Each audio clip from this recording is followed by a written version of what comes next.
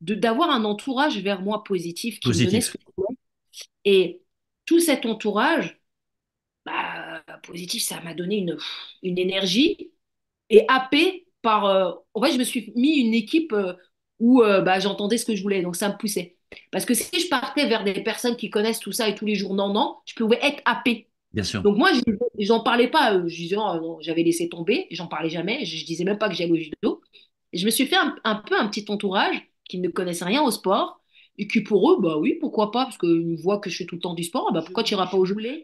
Où je pense être, alors le mot, il va être un peu atypique, être une serviteur. Alors serviteur pour moi, euh, et je l'ai aussi découvert grâce à Dan Millman. Aujourd'hui, je ne réagis pas de la même manière au stress. C'est-à-dire que peu importe un stress qui arrive, je ne réagis pas de la... Avant, je pouvais paniquer, tout ça. Et c'est vrai que le fait de faire ça tous les jours, et c'est pour ça que le froid, comme c'est un stress au corps, et ce que l'être humain a oublié de faire maintenant, on est dans un confort Tout à fait. total et on stresse plus pour rien, enfin dans un stress positif. En fait, avant, on voyait à Lyon, ok, on va aller courir. Aujourd'hui, on stresse parce qu'on a perdu son téléphone.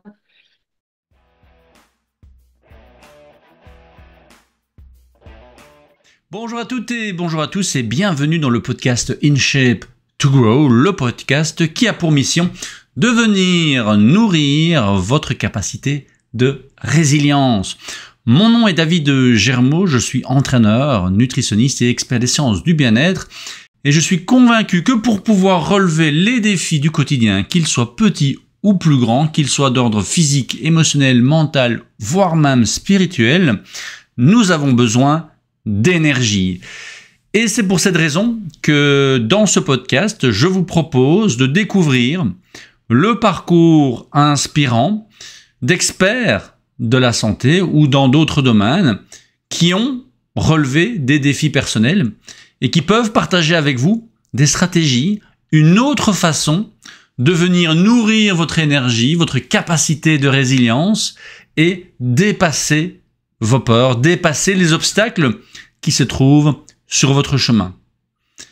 Cette semaine, j'ai l'immense plaisir de vous présenter le parcours de Asma Niang, qui vient de publier son livre, son premier livre, À bras le corps, avec un parcours professionnel et sportif incroyable, qui, je l'espère, va à nouveau vous inspirer. Je vous souhaite une excellente écoute. Et si vous avez des questions, n'hésitez pas à nous les transmettre. À très bientôt. Bonjour Asma, comment vas-tu aujourd'hui? Ça va très très bien. Merci pour cette belle invitation. Mais avec grand plaisir et on te voit un peu partout depuis quelques semaines. Moi personnellement, je te connais depuis peut-être de 10 jours quand j'ai vu effectivement l'annonce de la publication de ton livre, ton premier livre dont on va parler.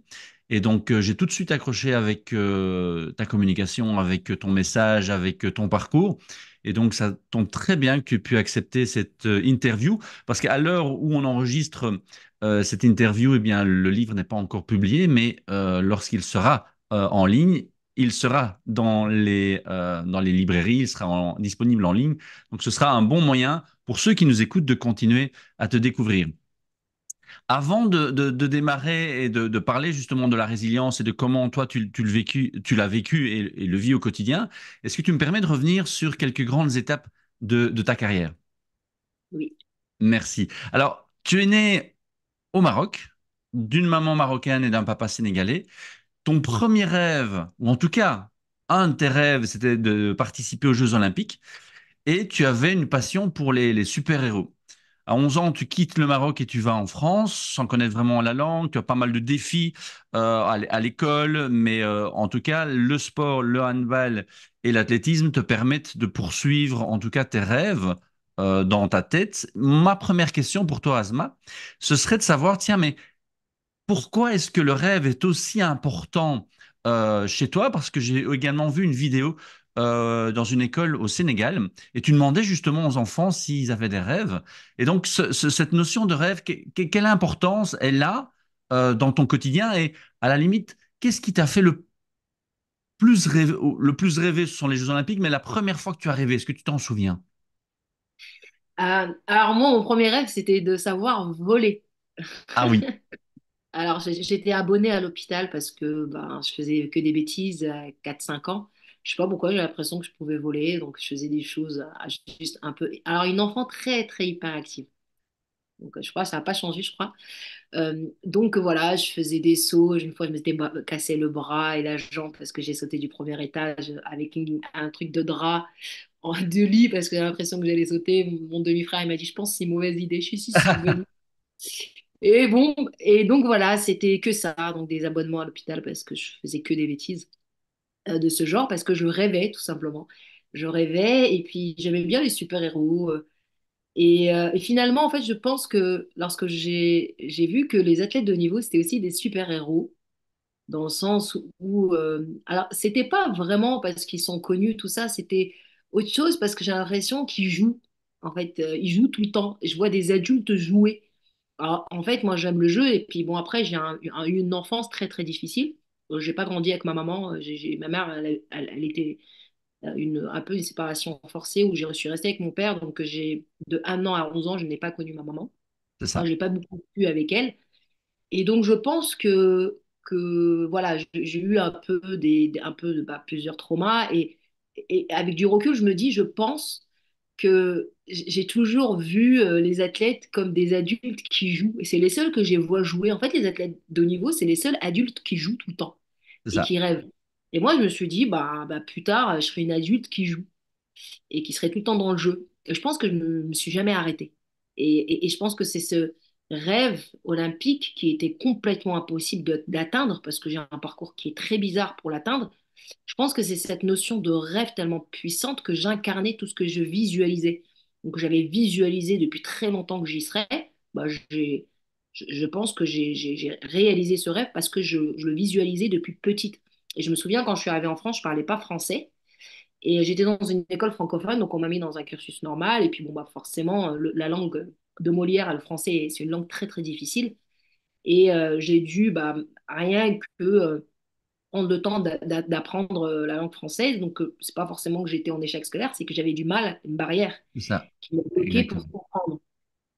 J'étais bonne en sport, tout simplement, et on m'a dit échec scolaire, donc je devais aller en professionnel. Donc je suis partie en cuisine et je voyais toutes mes Oui. copines partir. Bon. Je reviens sur ce début, parce que je trouve ça fascinant, hein. C'est ça qui me plaît aussi dans ce podcast, c'est de découvrir le parcours et l'histoire et les rêves, effectivement, des invités que j'interviewe. Mais est-ce qu'il y a, tu te souviens, la première fois où, qu'est-ce qui, à ton avis, avec le recul en tant qu'adulte, qu'est-ce qui t'a mis en tête que tu pouvais voler?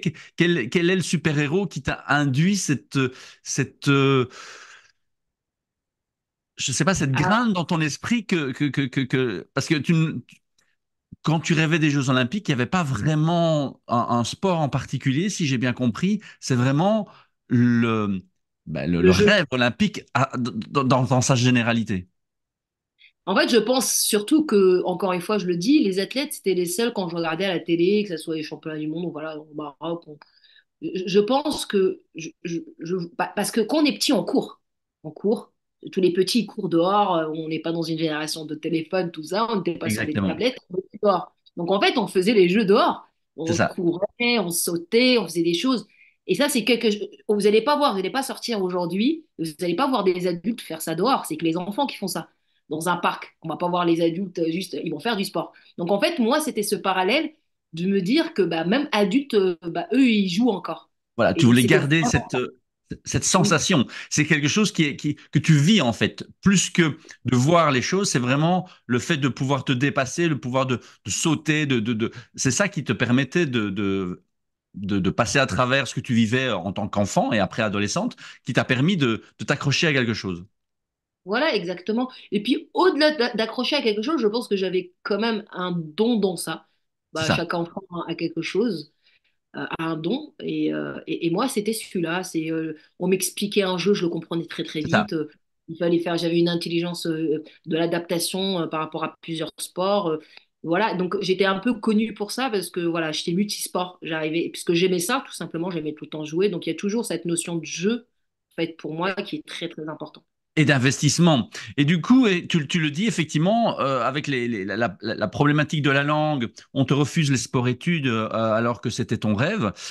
Tu découvres ensuite, à l'âge de 17 ans, Boris Cyrulnik, pardon, le père de la résilience, qui est un médecin neuropsychiatre pour ceux qui nous écoutent et qui ne le connaissent pas encore. Pourtant, je le cite très souvent. Et puis finalement, puisque tu ne peux pas faire les sports-études, ta maman te conseille de faire un bac pro en cuisine, parce qu'effectivement, en France, ça reste un domaine sur lequel il y aura toujours une demande. Aujourd'hui, euh, est-ce que tu as eu un modèle dans ton enfance? Tu m'as parlé des super-héros, mais est-ce que plus tard, tu avais comme ça quelqu'un qui pouvait t'inspirer ou ça venait vraiment de toi? Alors moi, j'essaie de voir à travers les athlètes, je faisais un transfert. C'est-à-dire que c'était pas trop les athlètes francophones, c'était plutôt des anglo-saxons, donc ça pouvait être Marion Jones, ça Oui, peut être les Américains. Et pourquoi les Américains? Parce que j'ai l'impression que nous, on avait beaucoup de pudeur. Chez les Français, il y avait toujours quelque chose, il y avait de la pudeur pour exprimer des choses et tout. Et moi, je me souviens, j'avais vu, bah, je pense qu'elle avait perdu, c'était Marion Jones, je pense à l'époque, elle avait perdu, elle a commencé à pleurer parce qu'elle avait perdu. Je les ai trouvés plus honnêtes dans leurs émotions. Quand j'étais ado, je les trouvais, en fait, ben, comme s'il y avait un espèce de transfert où je me voyais à travers eux, que je pouvais être ça. Et je pense que j'ai toujours été fascinée par les athlètes américains parce que ils étaient beaucoup plus en authenticité de raconter des choses. Il y en a qui racontaient qu'ils allaient pas bien, il y en a qui racontaient qu'ils avaient une enfance difficile. Et je trouvais ça, que ce soit Michael Jordan, que ce soit Mohamed Ali, je trouvais que les Américains, ils étaient beaucoup sur la résilience d'aller parler de ce qui s'est passé, de leur trauma ouvertement. Or que nous, pas du tout. Jamais, à l'époque où je voyais les Français pouvoir dire, enfin, je pouvais pas m'identifier. Donc eux, exactement. ils m'ont parlé, ils m'ont vraiment parlé. Je me suis dit, ah bah let's go. En fait, ils ont vécu tout ça, mais ils ont réussi. Donc moi, ça parlait à une petite jeune que, ah, il y a quelqu'un qui me montre le chemin, que c'est possible, en fait. Peu importe d'où tu viens, peu importe voilà, ta culture, peu importe, tu peux réussir à réaliser un rêve. Et moi, j'en ai bouffé, hein, je me rappelle, je partais à la médiathèque. Et pour la petite anecdote de Boris, c'était quelque chose qui est très difficile à lire à mon âge. Je trouve que c'était difficile pour moi et je comprenais pas tout. Et la petite anecdote, c'est que j'ai pris le livre de la médiathèque et que j'ai mis des années à pas le rendre, qui est resté à la maison. Parce que tu voulais le digérer, parce que tu voulais vraiment pouvoir Merveilleux comprendre. malheur, ouais. Les merveilleux malheur. Et justement, ce titre qui était puissant, il y avait malheur et merveilleux. Waouh, merveilleux et malheur, dans la même phrase. Comment, dans une phrase, on peut voir malheur et merveilleux? Qu'est-ce que ça veut dire? Donc, bon, j'ai pas la même réflexion aujourd'hui que lorsque j'avais 20 ans. Mais Oui, bien sûr. donc, voilà, j'essayais de comprendre en fait. Mais ça m'avait toujours intrigué dans une phrase de voir malheur et merveille. Merveille. Et, et voilà, et merveilleux, malheur, waouh, ça me fascinait. Et donc, j'ai toujours été curieuse, très très curieuse de ça. Donc, j'allais chercher les infos, ou lorsque je parlais, j'allais toujours chercher chez des adultes, voilà, des réponses. Je posais toujours des questions. Ouais, en fait, moi, je suis connue pour poser plein de questions. Poser des questions et pour les expérimenter, puisque tu te poses des questions, mais après, tu vas sur le terrain pour voir si ça fonctionne. Et Voilà. on retrouve ça dans plusieurs de tes interviews.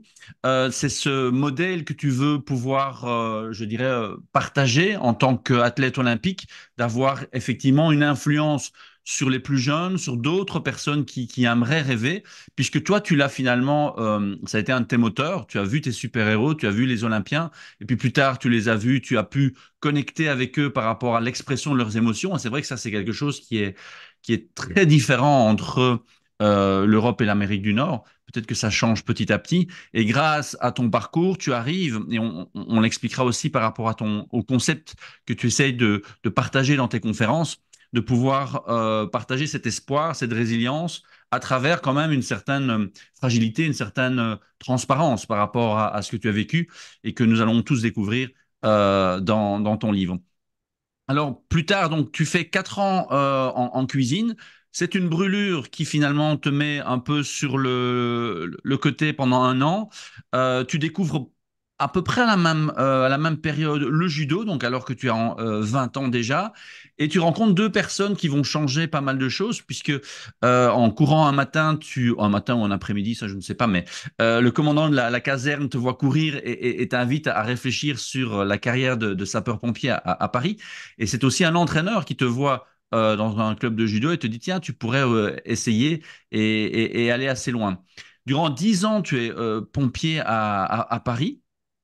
Et tu décides en 2015 d'arrêter d'être sapeur-pompier et tu te formes au métier du sport. Et en 2016, tu décroches le fameux sésame pour aller aux Jeux de Rio à 34 ans. Alors moi qui suis judoka, j'ai commencé à 6 ans. Mon rêve était également les Jeux olympiques. Pour la petite anecdote, mes premiers Jeux, c'était en 84 à Los Angeles. Et j'avais 8 ans, ça faisait 2 ans que je faisais du judo. Et puisque j'étais en Belgique à l'époque, il y avait beaucoup de décalage horaire et je me levais à 5 heures du matin pour être certain qu'à 6 heures du matin, je puisse être le premier à allumer la télé et à voir les jeux en live.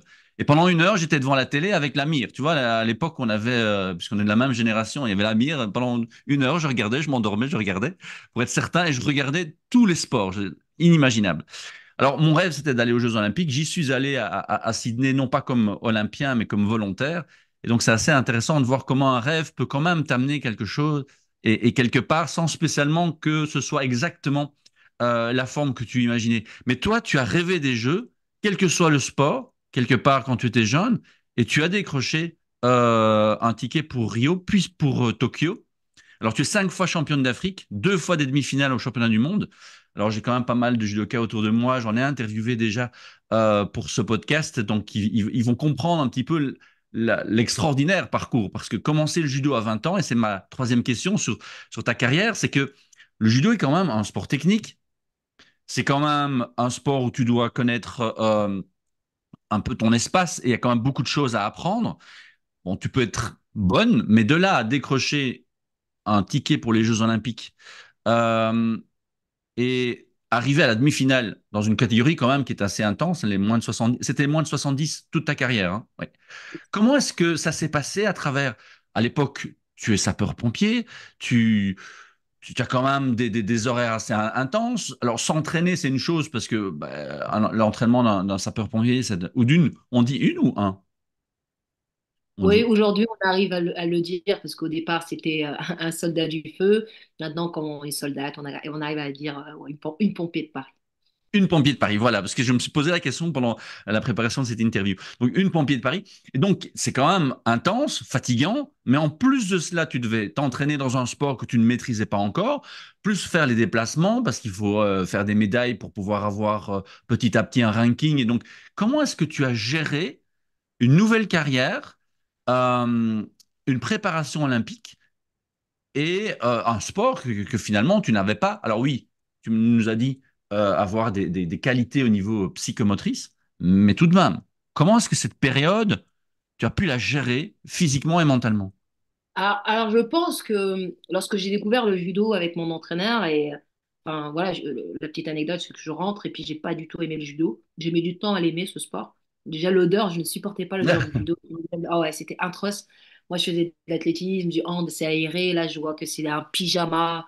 J'appelais le judoji pendant 1 an le pyjama, les pieds sur la tête, enfin, tout ça, enfin voilà, Ouais. c'est quelque chose qui me.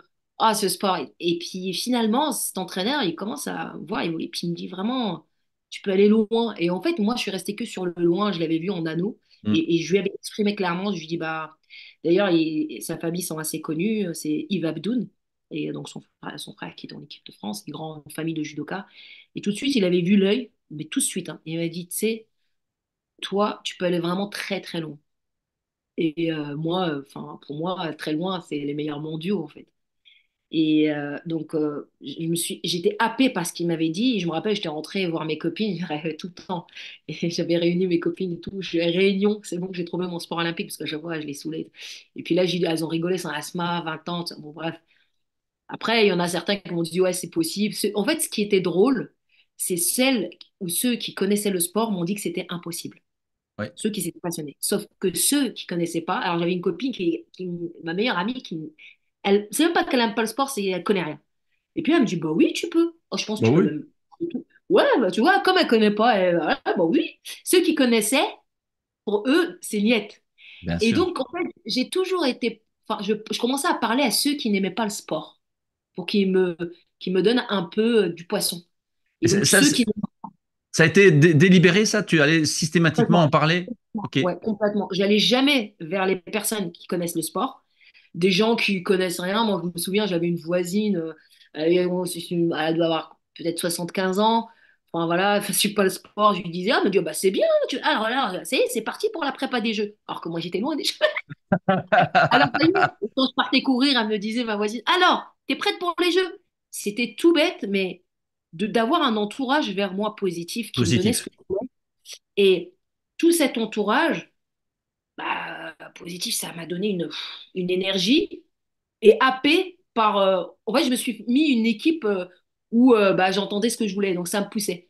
Parce que si je partais vers des personnes qui connaissent tout ça et tous les jours, non, non, je pouvais être happé. Bien sûr. Donc moi, j'en parlais pas. Je disais, oh, non, j'avais laissé tomber, j'en parlais jamais. Je disais même pas que j'allais au judo.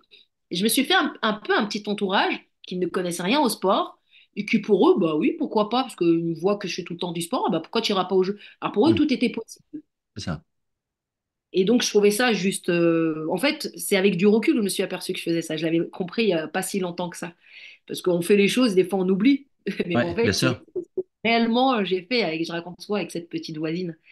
Et donc, voilà, donc, derrière les pompiers. Et puis, les pompiers, je pense, lorsque je lui ai demandé le métier consistait à quoi, il m'a dit sauver des vies, faire du sport. Donc, moi, j'ai Ouais, toujours été voulu être une super-héros et faire du sport. Donc, c'est génial. j'avais pris un peu le rêve des jeux, juste quelque part, j'ai pas fermé à clé, mais j'ai laissé quelque part en me disant, ben, à la caserne, tu vas beaucoup t'entraîner, donc c'est un métier qui va être très difficile, mais ça va être gardé enfant. C'est-à-dire que tout était déjà prévu. C'est-à-dire que dans ma tête, je pensais, j'avais prévu, euh, voilà, je regardais dans 10 ans, enfin, c'était pas le tout de suite. Donc j'étais prête à s'offrir 10 ans. Donc, dans ma tête, je me disais, bon, je vais rentrer là-dedans et on va voir plus tard. C'est-à-dire que je mettais sur le plus tard. Et je pense que ça, c'est une force de pouvoir visualiser sur des années. Et surtout qu'en ce moment, on est un peu dans une société où on veut toujours tout, tout de suite, tout de Tout de suite. suite, bien sûr. Ouais. Et moi, je sais que j'avais cette patience que ça va arriver, je sais pas quand. Et surtout quand on sait pas quand c'est quand. Et, mais pas, malgré tout, on va rester tous les jours à s'entraîner, à faire ce qu'il faut. Donc c'est vrai que moi, j'avais beaucoup de moqueries parce que forcément, au départ, je rentre à l'INSEP en partenaire. Et parce que j'avais fait pied du podium au championnat de France, donc on m'a rentré comme partenaire, donc tu es dans la liste des athlètes de haut niveau. Et, et en réalité, les gens connaissaient pas mon histoire et des fois, je pouvais avoir des moqueries parce que techniquement, j'étais une catastrophe. Et donc, je Mais suis oui, pas parce que toujours une grande. tu étais quelle ceinture à ce moment, quel grade? Non, non, en fait, j'ai fait un truc rapide. Au lieu j'ai fait peut-être 4 5 ans, j'ai fait ceinture noire. Ok. Oui, parce C'était un que. truc rapide. Parce que mon entraîneur, il m'avait dit, je vais pas t'apprendre à être une judoka. Judoka, ça va prendre des années. Je vais t'apprendre à être une combattante. Donc, en fait, la façon qu'il m'a appris le judo, c'est mettre le dos de l'autre sur le dos avec technique tactique et visualisation. C'est pas, je vais t'apprendre les Uchiko. Il m'a dit, ça prendra des C'est années. ça. Donc lui, t'as formé quelque part, non pas pour les Oui, ceintures enfin, traditionnelles, mais vraiment pour le combat. pour le combat. Il m'a dit, je vais t'apprendre à être une combattante tout de suite. Et en combien de Après, temps tu as fait tes premières compétitions d'un niveau oui, après, j'ai fait des katas quand même, hein. J'ai fait des katas Oui, comme tout le monde. Je suis passée à oui, bien l'examen, sûr. j'étais comme ça parce que je comprenais pas tout, alors, les techniques et tout. Alors, et ce qui était drôle dans le haut niveau, bah, l'endroit où en France, il y avait Givry, Eman, il y avait Decos, il y avait enfin, des grandes quoi, que je regardais bien avant à la télé, que je faisais même pas de judo en fait au final. Hmm. Et, Céline Lebrun, hein, enfin voilà, je me souviens de certains jeux où je regardais. Et finalement, je me retrouve là avec elle, bah, partenaire. Enfin, il y a plein de personnes qui comprenaient pas un peu mon parcours, mais elle sort d'où? Je savais pas faire un Uchikoi, enfin, correct. Et dès qu'il y avait une technique, bon, j'avais certaines personnes qui étaient bienveillantes, je demandais c'était quoi. Et après, au fur et à mesure, les gens commencent à comprendre. Et au final, il y a eu un respect tout de suite. Bon, ils m'appelaient la pompier parce qu'ils savaient très bien que je faisais la caserne et je me dépêchais. Et ça, c'est. Vous savez, quand je suis partie au jeu, j'avais pleuré autour du stade parce que je me souvenais d'un quelque chose qui me met toujours en émotion. C'est que je faisais des gardes de 72 heures où je travaillais beaucoup. Bah oui. Et à un moment donné, je me suis retrouvée. dans les bureaux sport à Courbevoie. Et Courbevoie de l'INSEP, c'est très long. C'est à plus d'1 heure et demie. Franchement, c'est long avec les bouchons. C'est horrible. Et moi, je détestais arriver en retard parce que l'entraînement, il était à une certaine heure et il fallait que je quitte la caserne. Et combien de fois je m'étais en colère, je pleurais parce que j'allais arriver en retard. Moi, je supportais pas ça. Moi, je suis militarisée et que j'allais louper juste 10 minutes ou 15 minutes parce C'est que bon, ça. ils pouvaient comprendre des fois ou des fois les entraîneurs ne pouvaient pas comprendre parce que j'étais en retard. J'arrivais avec un groll, avec le truc de kimono, hyper fatiguée. Je devais enlever tout. Et, en fait, et ça, je l'ai fait très longtemps. Et pendant que bah, les athlètes, elles dormaient, elles s'entraînaient, Bah oui, c'est s'étaient ça, payées pour ça. bien sûr. Et moi, j'étais là et je lâchais rien. Et ça, je sais que j'avais gagné le respect un peu par rapport à ça, parce que les gens me connaissaient par rapport à ça, que je bossais beaucoup. Et en même temps, j'allais m'entraîner, en fait, et que je chipotais pas, je faisais tout l'entraînement, je me plaignais pas. Parce qu'en fait, moi, je savais que c'était une chance que je sois parmi les meilleurs. Et là où j'ai eu de la chance, on m'a proposé d'être partenaire bah, de certaines filles bah, qui étaient en équipe de France de chuter. Et moi, j'ai trouvé ça, les gens, ils n'aiment pas ça parce qu'ils appellent ça viande. Ouais. Mais moi, c'était une formation. C'est-à-dire que si j'acceptais de faire ça, ben ouais, moi, je veux bien être une viande parce que là, je vais être avec des athlètes olympiques. Je vais être avec. Bah, j'étais totalement en humilité là-dessus parce que j'arrive et je suis proche, je sais comment elles mangent, comment elles font mentalement, physiquement, techniquement, tactiquement, et je vais être proche des meilleurs. Donc, moi, j'ai pas vu, j'allais chuter. Moi, j'ai vu tout de suite, parce que Tout non, l'environnement. Ouais. tous les athlètes, ils sont là, je vais pas éviter d'être d'une viande. Enfin, ils aimaient pas ça, il y avait beaucoup de plaintes, sauf que moi, je vois une opportunité d'être parmi les meilleurs. Et ça Ouais. veut dire, si je suis parmi les meilleurs, je serai meilleur comme elle, en fait, tout C'est simplement. ça. Et là, ce qui t'a poussé, malgré la difficulté, malgré les moments où tu as pleuré, c'est toujours ce rêve olympique. C'était ça qui t'a fait avancer. C'était Oui, ton toujours, moteur. toujours, toujours, Waouh. toujours, toujours. Et la petite anecdote, l'équipe de France, en fait, à l'INSEP, les partenaires se mettent comme ça. Ça, c'est très important parce que c'est très drôle. Les partenaires se mettent comme ça et l'équipe de France se met sur le côté. Ouais. Et moi, à chaque fois, je regardais ce côté, je fais, je sais pas, je dis, bon, l'année prochaine, je suis là-bas. L'année prochaine, je suis à droite. L'année prochaine, je suis à droite. Et à chaque fois, ça a été au salut, bah, au salut hein, lorsqu'on commence l'entraînement, c'était, je veux me retrouver de l'autre côté. Et j'étais toujours happée. Il n'y a pas un entraînement, mais je me suis pas dit ça, en fait. C'est-à-dire que j'ai toujours voulu bah, être, voilà, ça, la meilleure là-dessus. Et parce que je savais que si tu es là, bah, tu vas accéder à plus de chances d'aller t'es sélectionné au jeu. Et Tout à il fait. s'avère que bah, voilà, hein, moi j'ai tellement un parcours tellement, c'est même pas la faute de l'équipe de France, j'ai un parcours tellement biscornique, ni queue ni tête. Il y avait tellement de filles fortes à l'époque qui sont là disponibles, qui sont pas pompées, qui n'ont pas le coup de lancé Tout judo à à 20 fait. ans. Bon, Et j'avais la beaucoup de France est une retard. nation qui est très forte en judo, hein, donc Oui, mais ouais. oui, mais oui. Et c'est là, je pense que ça vient, je crois, de Coelho, c'est lorsque tu conspires à quelque chose, tout l'univers met en place des choses pour que tu y arrives. Ouais. Et moi, je prends le Maroc pour ça. C'est-à-dire que moi, j'avais un rêve et en fait, il y a eu une direction, elle est différente. Mais par contre, je m'étais toujours promis, lorsque j'ai accepté de partir au Maroc, donc je fais une décision exceptionnelle de quitter les pompiers à Oui. 29 ans. Décision exceptionnelle, résultat exceptionnel. Donc, je laisse tout, métier et tout. Je me suis dit, je vais aller là-bas. Et là, je me suis aperçue qu'au final, que ben, il faut que je sois dans le top meilleur. Enfin, c'est pas un quota africain ou un truc. Non, non, moi, je veux être dans le top 5. Je m'étais promis qu'il faut que je sois dans le top 5 mondial ou dans la qualif top 16. En tout cas, c'est gagner ma place dignement, en fait. Et ça, C'est c'était ça. important. Donc, à 29 ans, c'était les gens, les mecs, ils sont en fin de carrière, 30 ans. Et puis moi, je lâche tout pour là-bas. Vraiment, et là, par contre, je commence à faire un peu de coaching pour gagner un peu ma vie. Et en même temps, ben, je m'entraînais. Je coachais à gauche, à droite, je faisais du coaching, tout ça. Puis à côté, je m'entraînais beaucoup. Et puis jusqu'au jour, un jour, je fais un grand prix.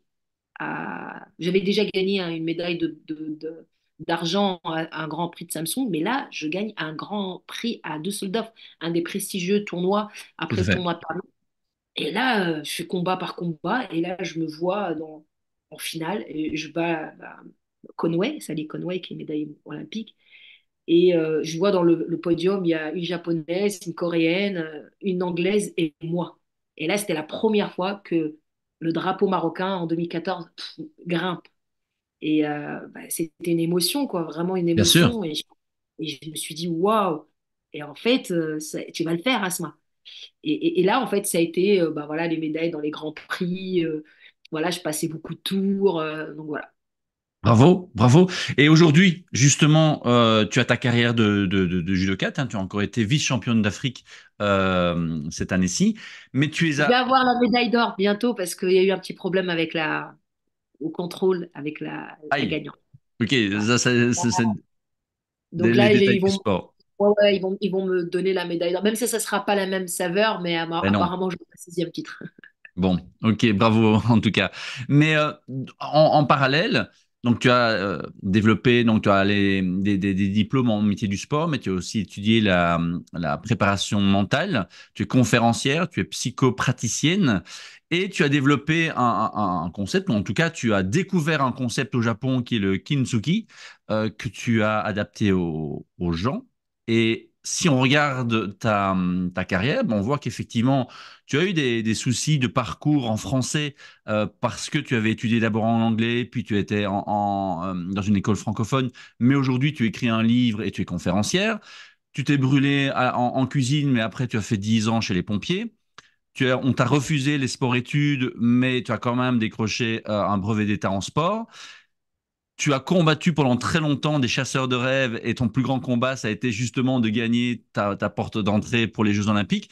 Et donc, on voit effectivement que toute une série de défis, de blessures que tu as vécues, mais tu as réussi à les transformer. Et le kintsugi, que j'ai redécouvert en découvrant ton parcours, c'est une technique japonaise qui permet de réparer la porcelaine avec des jointures en or. Alors, ce qui m'était intéressant, c'est que quand on écoute le feng shui, on sait qu'un bol cassé euh, est, écorché, on le jette parce que ça perturbe l'énergie d'une pièce. Mais en kintsugi, un bol cassé, on va le réparer pour le rendre plus beau et pour le rendre unique. Et c'est assez exceptionnel de voir ce qu'on peut faire avec une même problématique. On va pas jeter ses blessures, on va essayer de les transformer. Et sur ton site, on lit mets de l'or sur tes blessures et fais-en une force. Est-ce que tu peux nous parler un petit peu de quel est le processus finalement qu'est-ce que tu as appris dans cette résilience, dans ce que tu as lu avec Boris Cyrulnik et toi, ton expérience, comment est-ce que tu arrives à partager ces blessures en quelque chose d'unique, en une force? Comment est-ce que on arrive? Parce que évidemment, une blessure, tu l'as dit tout à l'heure, un heureux malheur, ou je ne sais plus le titre exact, mais c'est pas évident. Quand tu le vis, c'est quand on dit oui, il y a toujours un côté pile et un côté face à une expérience.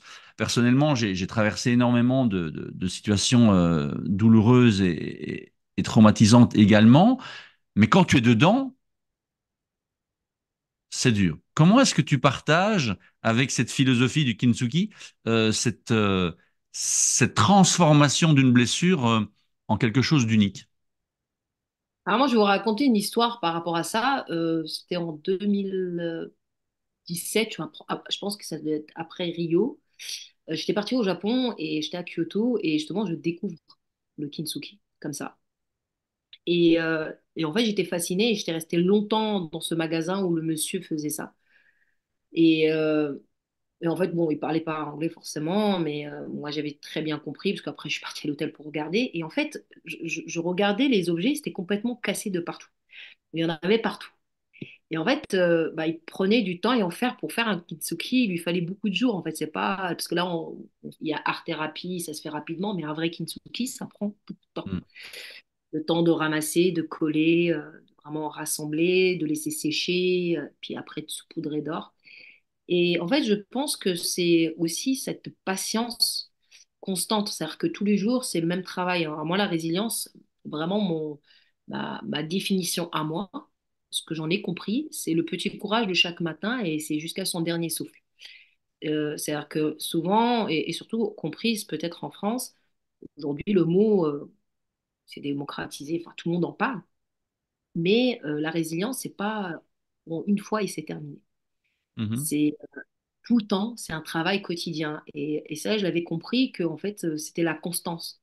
Vraiment être constante sur ce travail et d'être mon premier projet. C'est-à-dire que Et ça, c'est quelque chose que je le dois à des rencontres magiques aussi, pour essayer de comprendre ça. Mais vraiment, c'est qu'est-ce que je peux mettre tous les jours et que ce soit mon premier projet. C'est-à-dire qu'il y a plein de projets, il y a les jeux. Et pour arriver au jeu, il faut que moi, je passe par moi-même. Je pense que s'il n'y avait pas eu un focus sur mon premier projet, qui est moi, bah, les jeux, ils ne seraient passés là. Et je suis certaine de ça. Et j'ai commencé à rentrer un peu dans l'univers de la spiritualité, dans l'univers la psychologie, comprendre comment un potentiel humain fonctionne. Et j'ai commencé à me former, à regarder des vidéos YouTube. Je ne sais pas combien de vidéos YouTube j'ai regardé sur le potentiel humain, que ce soit la neuroscience, tout ça. Et vraiment parce que je cherchais, dès que j'avais une question, j'avais une autre question. Dès que j'avais une autre question. Et puis j'écrivais mes traumas. Et comment on fait bah, lorsqu'on a un abandon? Comment on fait si on a une dépendance affective? Donc dès quelque chose que je ressentais, ben, je sentais une jalousie là, comment ça se fait que ça? Et puis à chaque fois, je me posais des questions. Je posais des questions. Et à force de poser des questions, j'avais toujours des réponses. Et dès que j'ai des réponses, j'avais d'autres questions. Et je me suis aperçue qu'en fait, finalement, je travaillais sur moi, sur un développement de mon être. Et j'ai évolué, en fait. Je commençais à évoluer de ma façon de fonctionner. Et c'est ça qui m'aidait à faire la résilience. Euh, Vraiment, c'est exactement ça. C'est lorsque j'ai commencé à trouver des réponses sur mon estime, qui je suis et quelle est mon estime, comment je me voyais.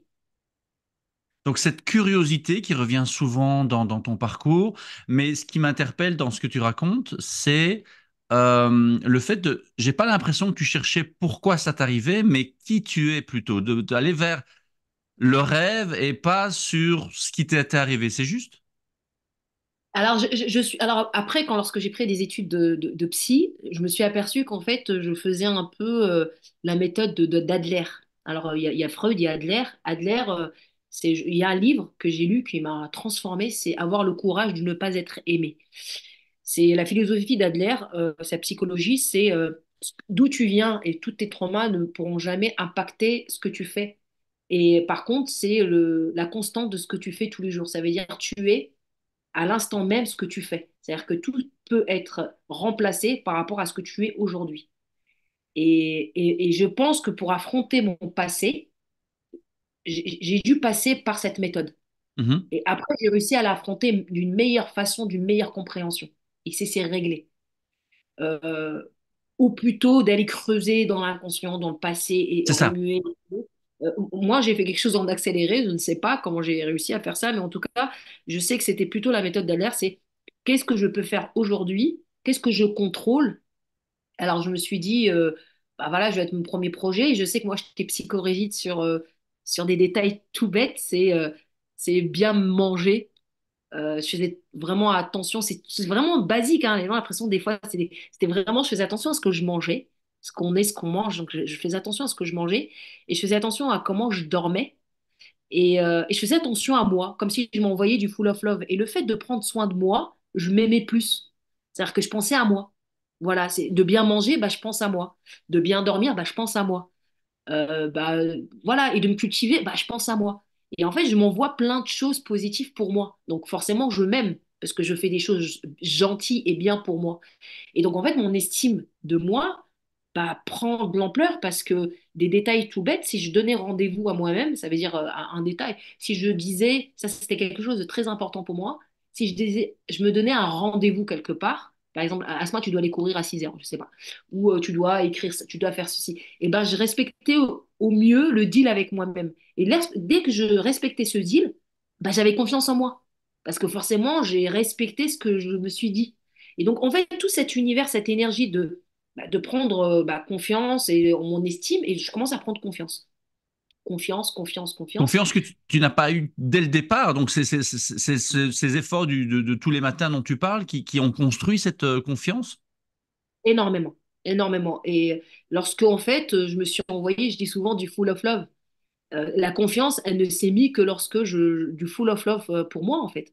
Voilà, du full of love, en fait. Comme si je me nourrissais moi-même, ou m'arrosais comme une plante, C'est ça. et que j'étais plus que sur moi et pas sur les autres. Et donc, en fait, c'est comme si bah, je me débarrassais de plein de croyances, tout ça. Et au final, même si des choses qui m'impactaient de l'extérieur, bah, comme moi, je suis bien avec moi-même, et ben en fait, c'était, c'était moins virulent. Alors des fois, il y a des mémoires qui s'ouvrent. Alors j'en ai connu des moments difficiles de rejet ou des choses comme ça quand il y a des mémoires. Vous savez, dès qu'il y a un truc présent, il va ouvrir un tiroir d'une mémoire du passé. Voilà, sans rentrer dans la psychologie, voilà, l'inconscient, bah, ah, ça me titille, Tout à fait. pourquoi? Et là, je me suis rendu compte que j'étais beaucoup plus éveillée. C'est-à-dire que je vais vous donner une petite anecdote. J'étais en cuisine. Et moi, j'aime bien la compétition. Je me suis retrouvée en cuisine, j'ai dit, je vais faire de la compétition en cuisine. Il y avait un concours sauce kikoman, bon, c'est une sauce asiatique. Et il y avait un groupe, et je sais pas, le groupe, il voulait pas que je sois avec eux. Et c'est vraiment une petite histoire qui est assez drôle. Et j'aime bien la raconter des fois en conférence. Ils voulaient pas que je sois avec eux. Je sais pas pourquoi, ils m'avaient fait un rejet. J'étais là, bon, bah, peut-être 18 ans. Et je sais pas pourquoi, moi je les aimais bien, et puis eux, ils me rejetaient. Voilà. Et donc, je voulais faire avec eux le groupe pour gagner le concours. En plus, je me sentais que je cuisinais bien, tout allait bien, mais pourquoi ils ne me veulent pas de moi? Et je me rappelle, ce jour-là, je rentrais dans le bus et je commençais à pleurer. Je pleurais. Je m'étais mis dans un état trop, too much pour ça. Alors qu'il y avait d'autres groupes, mais je voulais être avec ce groupe qui m'a dit non, on ne veut pas être avec toi. Et pourquoi, juste ça, alors qu'il y avait un autre groupe qui voulait, mais pourquoi ça m'avait impacté autant? Et je me souviens, j'étais rentrée à un appart de l'époque et je m'étais posé la question pourquoi ça me faisait mal autant. Et comme moi, j'ai cette curiosité à chaque fois avec la psychologie, ben, je continue encore mes recherches et je me vois que j'ouvre des tiroirs de l'abandon, rejet. Et en fait, Oui, ça me renvoie à quelque chose, comme si il y avait un abandon, il y avait quelque chose qui était là ou par rapport à mon passé, à des choses. Et en fait, ça exagérait mon énergie, en fait. Ça exagérait de comment je... Et c'est à partir de là, je commençais à tout de suite m'auto-diagnostiquer, voilà, comme mon propre psy. Ah non, mais il n'y a pas besoin. Et à chaque fois qu'il y avait quelque chose comme ça, je sais que c'est une mémoire. Je me dis, non, attends, c'est ça. attends, c'est juste une mémoire qui titille. Avance. Et après, je changeais mes relations avec les autres et les autres m'impactaient pas parce que dès que j'avais une sensation à l'intérieur qui était chargée, c'est pour ça que je dis toujours tout est à l'intérieur et à l'extérieur. Et ben en fait, tout de suite, je savais très jeune que j'ouvrais une mémoire. Et donc, je gagnais du temps comme ça. C'est ça. Donc, si je comprends bien, parce que c'est fabuleux ce que tu viens de partager avec nous, et je te remercie pour ta générosité, c'est que tu ressens quelque chose maintenant, tu es curieuse de comprendre pourquoi tu réagis comme ça, sachant que c'est ton passé qui t'a amené là, mais on s'en fout du passé, ça t'a amené là. Qu'est-ce que je peux faire maintenant pour gérer ce mal-être? Parce que ce que tu vas faire maintenant va évidemment impacter qui tu seras demain. Et petit à petit, si je comprends bien, c'est en agissant à chaque fois sur le moment présent, qui est le seul moment sur lequel on a de l'impact, que tu peux amener Asma à chaque fois à une étape supérieure ou en tout cas un peu plus loin dans ta compréhension de toi et en même temps ce que tu peux donner aux autres. C'est exactement ça. Et puis oui, et puis je l'ai remarqué sur mes relations humaines en fait. Et ma relation humaine commence à se transformer. Je commence à comprendre certaines choses que je n'arrivais pas à saisir avant. Et donc en fait, à chaque fois, je me posais toujours des questions en fait. Moi, voilà, je suis vraiment très très curieuse jusqu'à aujourd'hui. Hein. Jusqu'à aujourd'hui, je suis titillée et c'est là où j'aime bien le préciser, hein, c'est un travail infini. Même si je suis plongée pendant des années sur tout l'univers de la psychologie, il faut savoir que jusqu'à aujourd'hui, on est titillé par les mémoires. Et voilà, et c'est éternel et c'est tous les jours, en fait, voilà, de comment nos émotions, on doit on va dire, s'adapter avec, et au mieux, en fait, pour être à l'aise. Et quelque part s'apprivoiser, donc comprendre comment on est. Et tu parles aussi dans une interview, et je trouvais ça assez intéressant la manière dont tu l'as exprimé, c'est de trouver son alignement, d'être aligné avec qui on est. Et tu disais, je pense, c'est quand la voie est claire, c'est quand les choses se libèrent. Parce que c'est vrai que tu parlais de spiritualité tout à l'heure, de développement personnel. C'est vrai que j'y suis aussi depuis pas mal d'années dans cette recherche, mais on voit qu'aujourd'hui, c'est de plus en plus présent, parfois de plus en plus commercial, mais n'empêche que c'est un élément que chaque être humain devrait développer cette curiosité envers soi-même et envers le monde. Hein. Connais-toi toi-même et tu connaîtras le monde et les dieux. Mais quand tu parles d'alignement, est-ce que toi, tu l'as eu dès le départ ou c'est vraiment tous ces petits... Parce qu'on parle d'un rêve que tu avais d'aller aux Jeux Olympiques. Maintenant, tu l'as réalisé ce rêve? Quel est le prochain? Et comment est-ce que tu sais si ton alignement et la voie est claire? Alors, c'est vrai que j'ai toujours. Mon surnom, c'est Asma les perchés. Donc, je sais pas, j'ai toujours eu ce surnom. Oui, oui, Noisy, les gens en classe. Alors, perchés, en réalité, c'est des gens qui sont en hauteur, quoi. C'est vrai que j'ai toujours eu des questions bizarres pour les profs. J'ai toujours eu des questions sur Dieu. J'ai toujours eu des questions spirituelles. Alors, j'ai toujours été en recherche et c'est vrai que j'avais un raisonnement un peu perché. Et je me suis rendu compte que bah, lorsqu'on est justement aligné, alors qu'est-ce que aligné, hein, bah, quelle est la définition d'être aligné, mais de mon Hmm, alignement à moi, tout à fait. c'est de me sentir, et aujourd'hui ça résonne très très fort chez moi, c'est, je pense que c'est ce parcours qui est juste une gratitude énorme de ce que la vie m'a offert, hein, avec 72 pays visités, les Jeux Olympiques, tout le rêve, pas une fois, deux fois. Et les rencontres, j'ai fait des rencontres, mais dans quatre coins du monde, mais en Ouzbékistan, en Mongolie. Et en fait, ce voyage, à chaque rencontre, parce que moi, lorsque je pars dans les pays, je fais pas un peu comme les.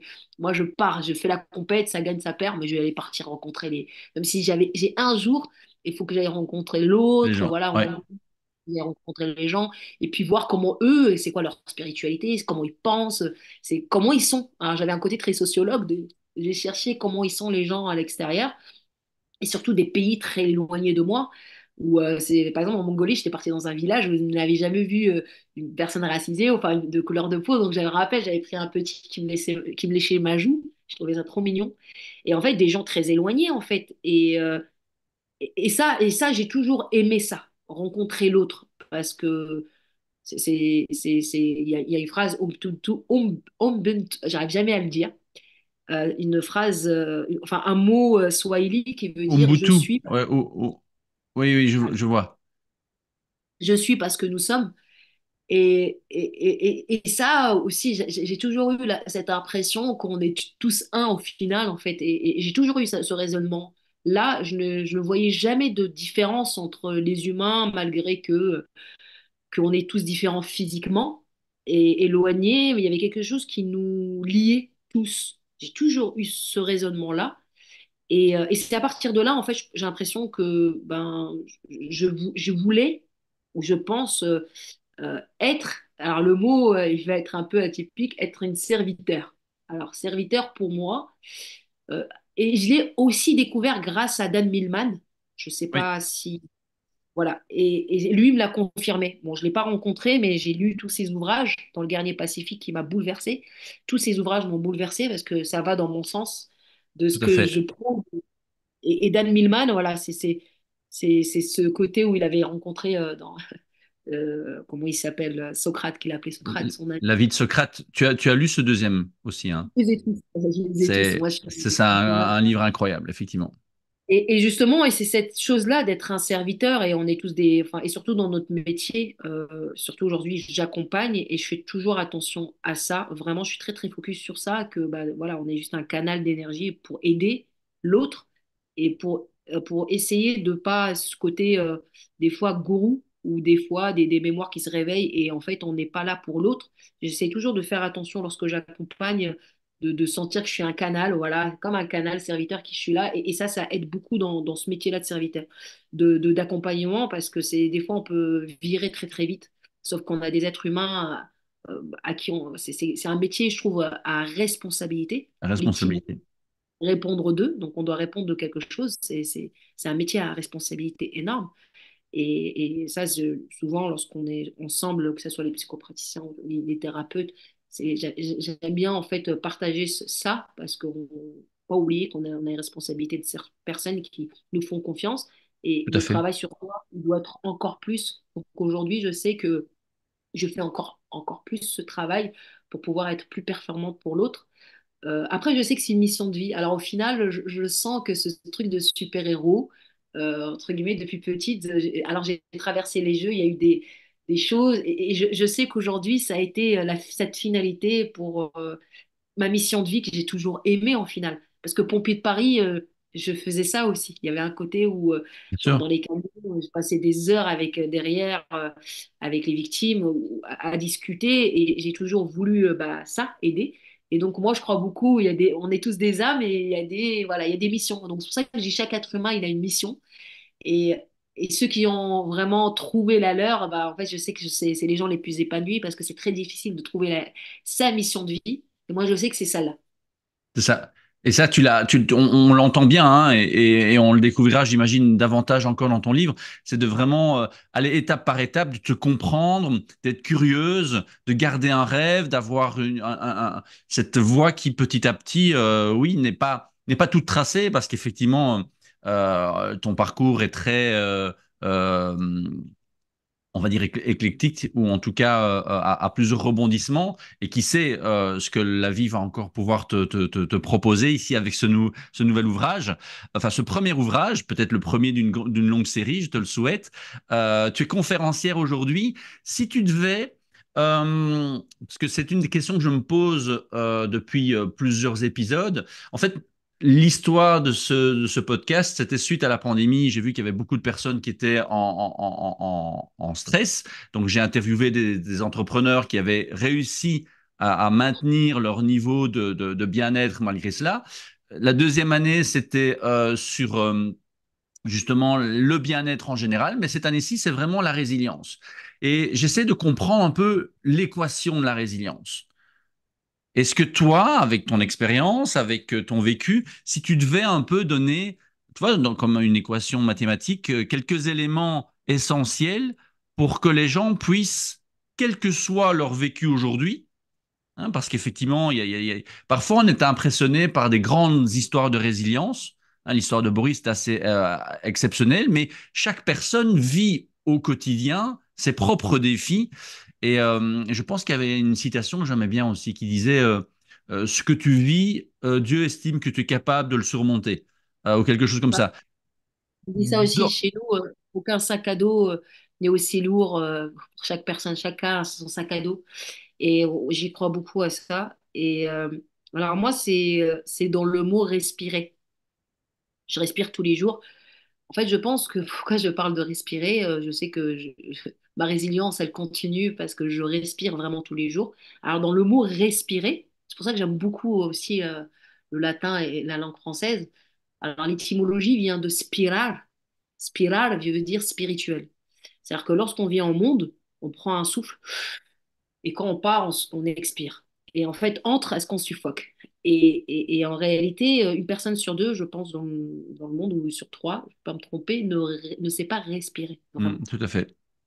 Respiration consciente. Et je découvre l'univers de Wim Hof. C'est un univers, ce monsieur, bah, d'ailleurs, il a fait ma préface. Tout à J'ai fait. réussi. Et cet homme, il m'a fascinée parce que j'ai lu son histoire où sa femme s'est défenestrée, il a connu des moments très sombres de douleur. Et en fait, là, je pense que la première fois que j'ai vu son docu, je me suis effondrée, j'ai pleuré. Et j'ai pas pleuré pour son histoire triste. J'ai pleuré parce que enfin, c'était la première fois que j'avais vu aussi quelqu'un qui pouvait comprendre ma mission de vie. Mhm. Il ne bat pas les records pour les battre. Il est loin de ça. C'est ça, Il les exactement. bat pour montrer que l'être humain, il est non limite. Il est vraiment non limite qu'il enlève tout son fardeau. Et lorsqu'en fait, il explique que la douleur qu'il a ressentie bah, quand sa femme s'est défenestrée, toute cette douleur qu'il a ressentie, c'était tellement violent pour lui que par amour pour l'autre, il ne veut pas que l'autre ressente ça. Et c'est là que je me suis effondrée. Et j'ai trouvé ça mais tellement enfin, fascinant et admiratif et j'avais en fait c'était la même chose, c'est qu'on ressent une douleur, on l'a traversée, l'enfer, et on veut faire tout pour que l'autre, et c'est là où je suis parce que je ne veux pas l'autre la ressentir. Donc en fait c'est une belle preuve d'amour, c'est de l'amour avec un grand A, c'est une lumière quoi. Et là je me suis dit bah c'est ça en fait, c'est exactement ça pourquoi je fais tout ça. Et je pense que j'étais happée à faire des choses des fois impossibles ou pas pour justement bah, dire que c'est même s'il y a eu ça, il peut y avoir ça en fait. Comment on peut Mhm. transformer, sublimer ces mots à UX. Donc je suis restée fascinée par cet homme et son univers et je vois qu'il respire. J'étais pas focus sur le bain glacé au départ, très focus sur la respiration. Alors, je commençais à faire ces méthodes et respirer. Alors je sais que la première respiration, je me suis effondrée complètement. Alors vraiment, il y a des choses, je ne pensais même pas qu'ils allaient sortir, parce que elle est vraiment très étudiée scientifiquement, lorsqu'on fait, euh, les orientaux, ils appellent ça des chakras, les occidentaux, ils appellent ça le diaphragme. Et je sais que toutes les émotions se mettent là. C'est pour ça qu'on somatise beaucoup des fois avec des arrêts du cœur et des problèmes au poumon. Donc tout se met là. Alors le fait de s'allonger et de respirer, tout peut ressentir, toutes les Mhm. émotions. Et en fait, on nettoie. Donc je sais que les Chinois, les Asiatiques le font beaucoup, respirent beaucoup pour nettoyer ce qui est ici. Donc, je me suis mis à allonger et je commence à faire des respis. Et je vois que ça change quelque chose chez moi. Mes hormones, je me sens heureuse en fait de respirer. Alors je le fais le matin jusqu'à aujourd'hui. Et le soir, c'est ce rituel constant et je vois que ça me rend heureuse. Et là, je commence à... Moi, j'étais très frileuse, très, très, très frileuse. Vraiment très. Donc voilà, vous avez vu, hein, j'ai la peau du soleil. J'aime le soleil, j'ai la peau du soleil, hein. Voilà, Sénégal, Maroc, on va pas me parler des histoires de Norvégiens ou de Exactement. Suédois là-bas. J'ai fait, mais par contre, ce qui va se passer, c'est que je vais essayer la douche froide. Je commence à y aller, je suffoque un peu et le fait d'avoir fait la respiration, ça part. Et là, j'ai compris le message puissant. Et jusqu'à aujourd'hui, la douche froide, là, je parle même pas des bains, c'est devenu un peu mon baromètre d'humeur. C'est ça. Ça veut dire que si j'y rentre, je suis bien, c'est que je suis bien à l'intérieur. Si je Ouais. commence à faire, si je suis pas bien, ah, Asma, assis-toi, qu'est-ce qui se passe? Qu'est-ce que tu as à l'intérieur qui te bloque? Pourquoi tu respires pas? Donc tous les jours, en fait, c'est ce petit. Il n'y a pas un matin où je me lave pas avec L'eau froide. la- il n'y en a pas un. Depuis maintenant 5 ans, puis maintenant, je crois que je fais ça. Et les bains glacés, bon, bah, ça, c'est le miroir de l'âme, hein, comme disait Wim Hof. Il te dit où tu es, qui tu es, hein. Il est impitoyable, mais très juste. Je pense que c'est une méthode, moi, qui fonctionne sur moi. Et je sais que c'est une méthode qui m'a fait déployer mes ailes parce que j'ai réussi à être encore une athlète à 41 ans, une longévité. Et puis, j'ai vu que j'ai aidé beaucoup de personnes grâce à ça, des gens en fait qui étaient enfin, des patients, des gens que j'accompagne dans le dur. Et puis c'est une méthode qui a vraiment, vraiment fonctionné par les actions. En fait, tous les jours, on fait Mhm. quelque chose.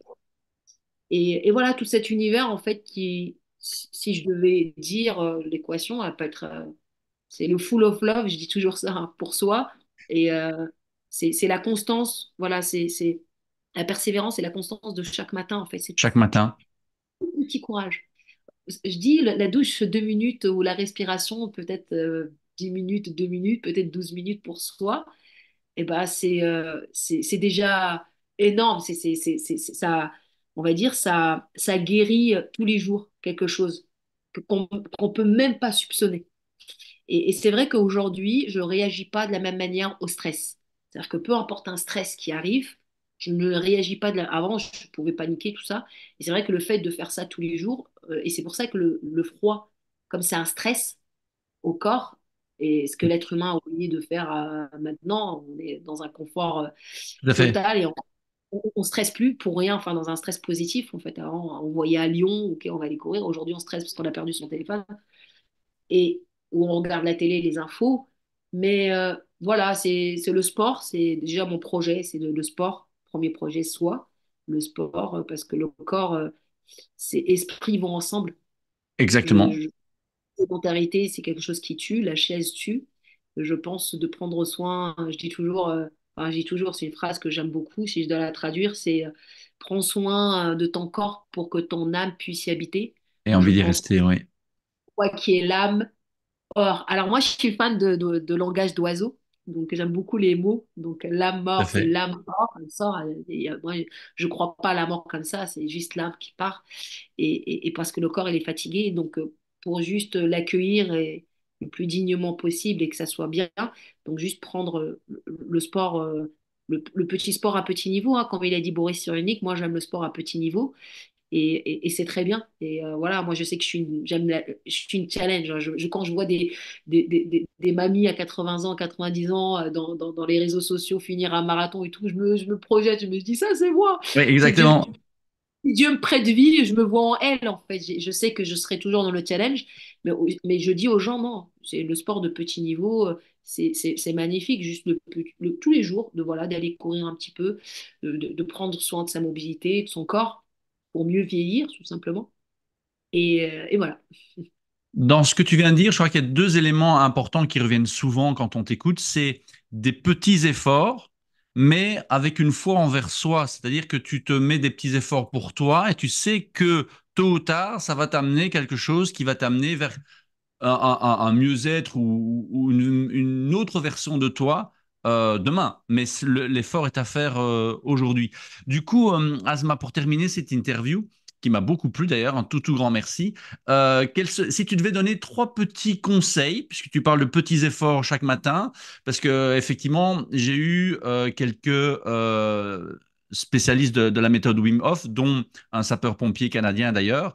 Euh, mais qu'est-ce que toi, tu pourrais, après notre conversation, donner comme petit conseil que les gens pourraient commencer dès demain, euh, quel qu'il soit, hein, pour pouvoir justement se donner ce full love et avoir confiance en soi pour le lendemain, puis le surlendemain, et puis petit à petit, comme ça, créer ce nouveau soi. Alors, vraiment, la première chose, la plus basique, j'invite les gens qui nous écoutent, si je devais donner un conseil en toute humilité, en partage, c'est de respirer, c'est de prendre le temps de respirer, respiration consciente. Parce que ce geste, il a l'air juste simple, parce que tous les jours, finalement, on respire, mais est-ce qu'on respire vraiment? C'est juste de prendre le temps de vraiment respirer. C'est voilà, d'aller pousser sa curiosité sur la respiration et qu'est-ce que ça peut apporter. Parce que des fois, la respiration peut ouvrir beaucoup de choses. En fait, elle ouvre la lumière qui est en nous, vraiment. C'est interpellant que tu dis ça parce que tu as dit à plusieurs reprises que tu étais plutôt hyperactive et les hyperactifs, s'asseoir et respirer et écouter sa respiration, je connais beaucoup de mes clients, c'est un vrai défi, hein. Oui, oui, en plus, les gens me disent que je suis DDH. Apparemment, j'étais DDH, détecté, ça, on pourrait très bien. Pourquoi? C'est pas grave, c'est un paradoxe.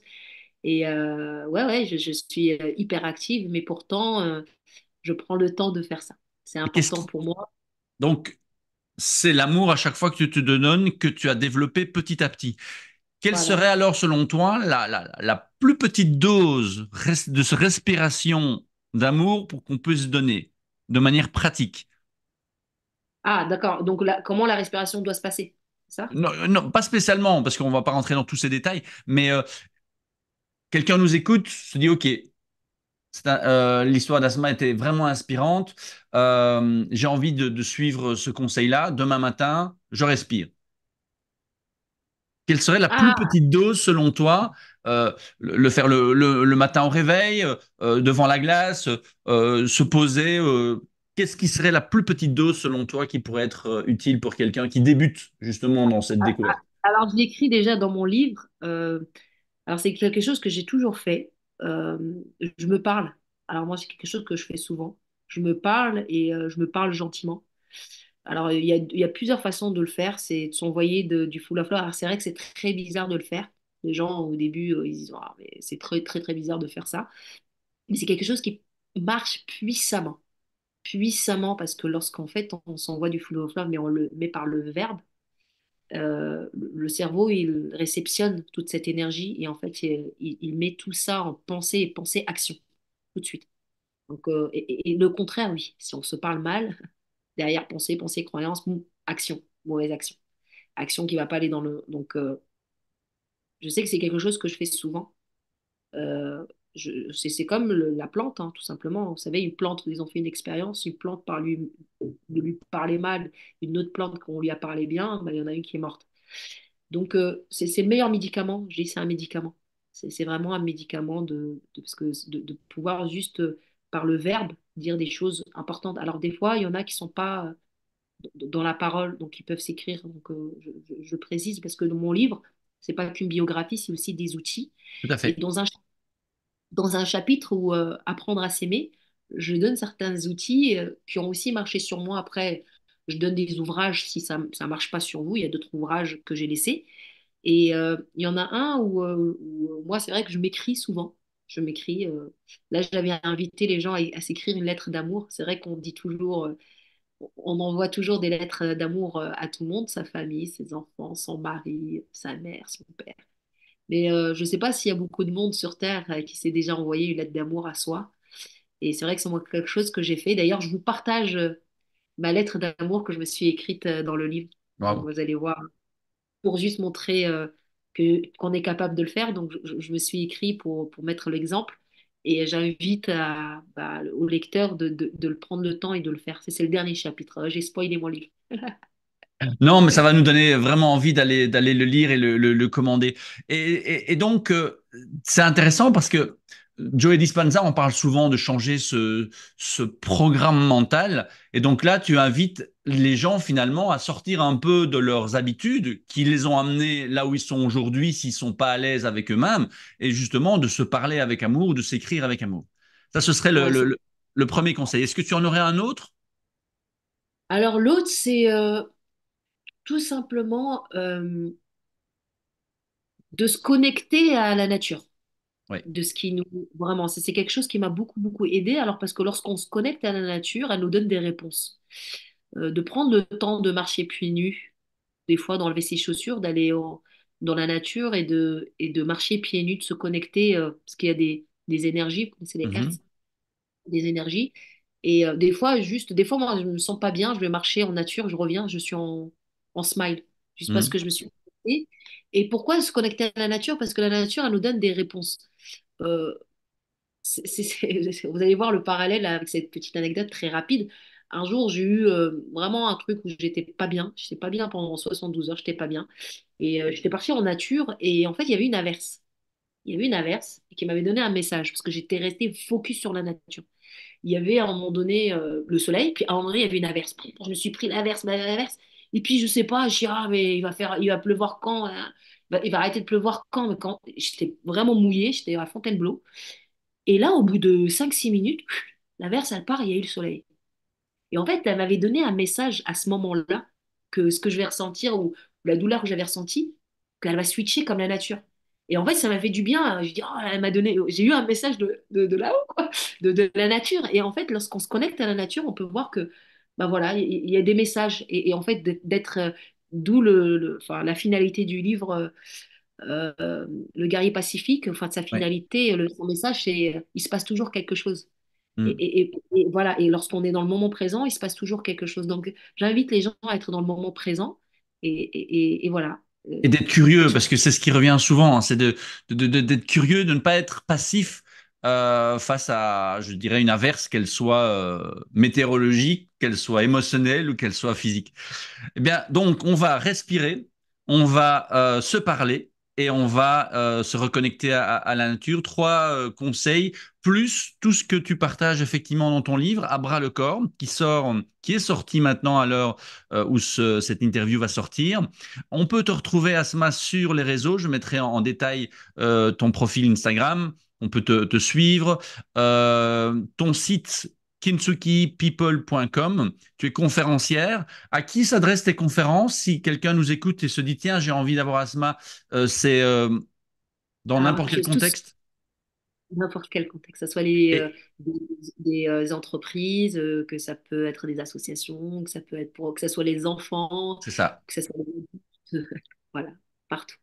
Et donc sur la résilience, sur le dépassement de soi, sur voilà, tu as des quelques thématiques en particulier. Alors, j'en ai plusieurs. Par exemple, en ce moment, je travaille beaucoup pour les entreprises. Ça peut être vraiment en dehors de tout ça. Ça peut C'est être ça. tout l'univers des neurosciences. Ça peut être, après, ça reste pareil, mais ça peut être dépassement de soi au profit du groupe. Donc, vraiment, tout ce qui est, voilà, l'univers du mindset, voilà, C'est ça. C'est ça. Le mindset que l'on retrouve dans ton livre, donc à bras le corps, qui est une série de chapitres où tu mélanges à la fois ton expérience de vie, des conseils, des lectures, des stratégies, des films aussi dont je pense que tu partages. Donc merci beaucoup Asma d'avoir pris le temps pour cette interview. J'ai beaucoup apprécié à la fois préparer cette interview pour découvrir ton parcours et partager ton message à, je l'espère, un maximum d'auditeurs.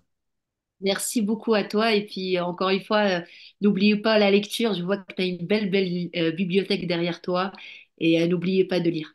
Oui, parce que la curiosité, il y a effectivement, je pense que c'est important, parfois on se sent un peu seul, mais ouvrir un livre, toi tu l'as eu avec Dan Millman, je l'ai eu aussi à cette époque-là, il y a beaucoup d'auteurs qui m'ont comme ça inspiré, et je serais très heureux de lire ton livre pour pouvoir aller encore un peu plus loin dans ton univers.